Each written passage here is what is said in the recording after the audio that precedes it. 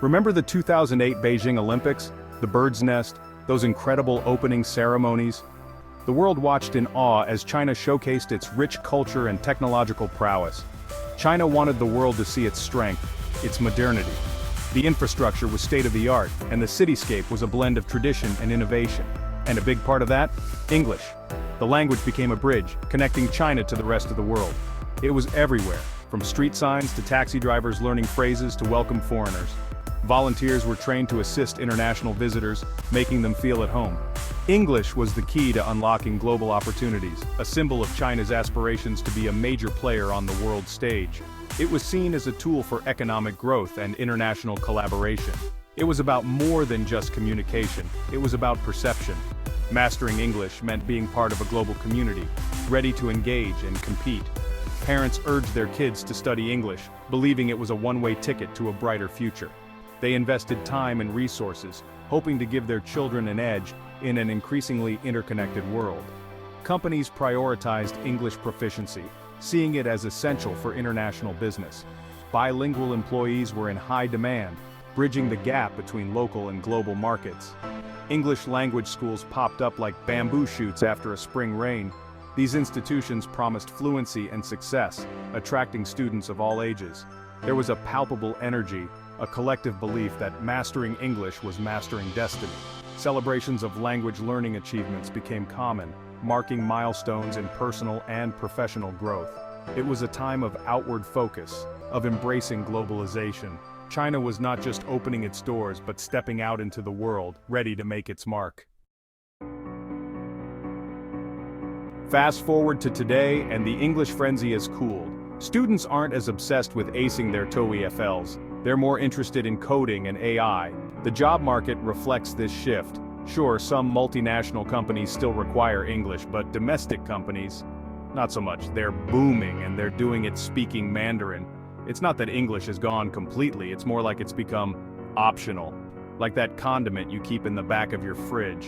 You might use it occasionally, but it's not a staple anymore. This shift is partly driven by practical realities, but it also speaks to something deeper, a change in mindset.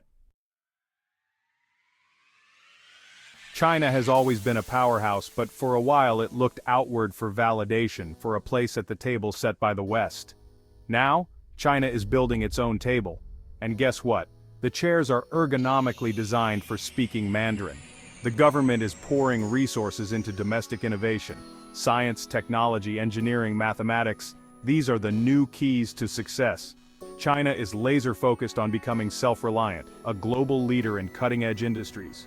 English? It's still useful, but it's no longer seen as the be-all and end-all. This internal drive is fueled by a potent cocktail of economic progress and national pride. Section 4. The Mandarin Renaissance and Cultural Confidence. China is rediscovering its own voice, and that voice speaks Mandarin. Across the nation, people are embracing their linguistic heritage with renewed enthusiasm. There's a renewed focus on Chinese language and culture, a sense of pride in its ancient roots and its modern achievements. This cultural revival is evident in the arts, education, and everyday life. English, once seen as a symbol of sophistication, now feels to some like a relic of a bygone era. The shift is not about diminishing the value of English, but about elevating Mandarin to its rightful place. This isn't about rejecting the outside world, it's about integrating global influences while staying true to one's roots. It's about reclaiming its own narrative. By doing so, China is weaving a richer, more inclusive story of its past, present, and future. China is confident in its identity, in its values, in its place in the world. This confidence is reflected in its people, who are proud to showcase their heritage on the global stage. English will always have its place, but it's no longer the sole gateway to success or sophistication. Mandarin is now equally, if not more, significant in many spheres.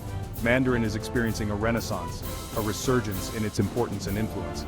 This linguistic revival is a testament to China's growing cultural confidence and its vision for the future. Section 5. Navigating a multilingual future. So, is China turning its back on the world? Hardly. In fact, it's quite the opposite. It's just changing the terms of engagement, redefining how it interacts on the global stage. China will continue to be a global force, a powerhouse in international affairs, but it will do so on its own terms, speaking its own language, promoting its own culture, and setting its own rules. This presents both challenges and opportunities for everyone involved. Misunderstandings are more likely to occur when there's a language barrier, making communication more complex, but it also creates a space for new voices, new perspectives, and innovative solutions, new ways of seeing the world, and new opportunities for collaboration. China is entering a new chapter, a transformative era, one where it embraces its own identity, its rich heritage, and its future potential, while continuing to engage with the world in meaningful ways. It's a future where Mandarin takes center stage, and the world listens, learns, and adapts.